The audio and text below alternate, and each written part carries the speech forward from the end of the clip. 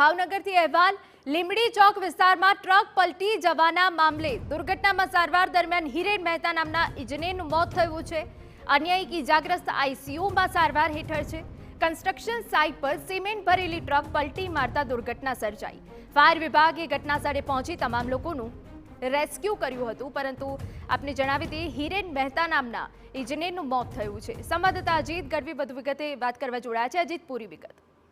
જી એના વાત કરવામાં આવે તો ભાવનગરની અંદર સવારે એક અકસ્માત દુર્ઘટના બનવા પામેલ છે, જેની અંદર સારવાર દરમિયાન એક વ્યક્તિનું મોત થવા પામેલ છે, જેમાં ઘણી બધી બેદરકારી કહી શકાય કે વાહન ચાલકની કહી શકાય, બિલ્ડરની કહી શકાય, જેના લીધે આ અકસ્માત સર્જાણો છે।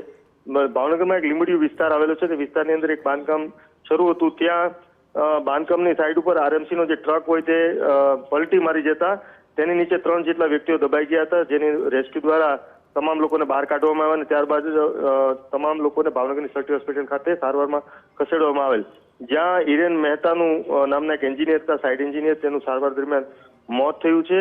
આ ઘટનાથી ખૂબ જ દુઃખદ ઘટના છે અને ભૂપતસિંહ ગોયલ નામના વ્યક્તિ છે તે અત્યારે આઈસીયુમાં સારવાર નીચે છે અને અન્ય એક વ્યક્તિ છે તેમની પણ સારવાર કરી દેવામાં આવી છે।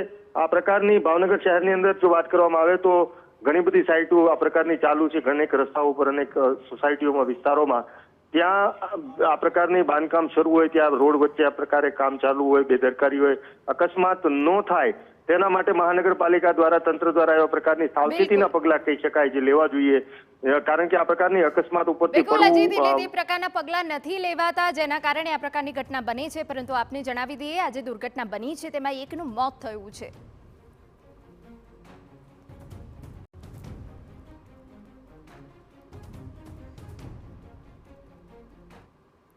સમાચાર બનાસકાંઠામાંથી